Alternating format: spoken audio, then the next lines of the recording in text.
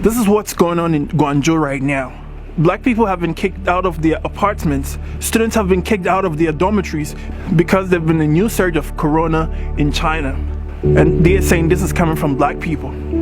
Even if some black people have corona disease, is this how to treat people? They made these people pay 6 months rent, and now they've kicked them out of their rooms. They're literally sleeping on the street. This is not how to treat people. We are not animals. We are not dogs. There are many Chinese in Africa, but we don't treat them like this. No. When this pandemic was going on, when this outbreak was still going on in China, Africa was still welcoming Chinese into our continent. We were welcoming them into our various countries. So how come you're treating people like this? Brenda, not her real name, has been living in China since 2017. Earlier this week, she was kicked out of her home without any explanation. And just like any other person in a foreign country, the embassy is usually the next resort. For her, it was the Kenyan embassy. I didn't have a place to go. I had to sleep outside. Yes, I did sleep outside. The next day they came. I tried calling them. They were not actually responding to my call. What they told me, go to the police. I did that. After staying at the police station for a maximum of 3 good hours, they told me that we are sorry, we cannot help. She reached a dead end after 2 days of sleeping outside the embassy, a situation that many like her from other African nations have found themselves in.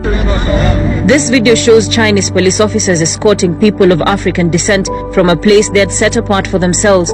I know of 2 pregnant ladies. One is 8 months pregnant, the other is 6 months pregnant. They cannot access hospital.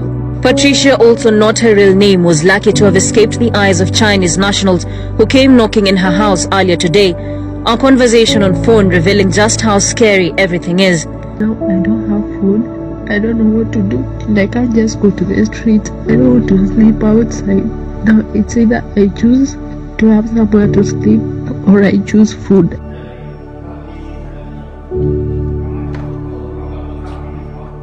So our landlord gave us an hour quick notice. Can you imagine? Only in China that the landlord would just come, switch off your lights and give you an hour quick notice to leave. When you have legal signed documents with him, you have contracts of a 6-month rent. You've paid upfront with the taxation and everything, and then the landlord will just come to your door and knock and tell you he's coming up in 10 minutes, that he's giving you an hour to pack out, with the whole situation out there. Why even you don't are we animals? What saddens me is that all these people were staying in China all this while when the outbreak was going on. How many black people died from this disease in China? But now that things are getting a little better, this is how you're treating us? This is unacceptable. Guys, I know this video is very upsetting and a lot of people are angry. I am too. But we shouldn't start attacking Chinese in Africa in retaliation.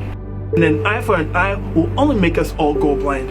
All I want you to do is to keep sharing this video, and let's draw people's attention to this. Let's draw our government's attention to this so that something can be done about this.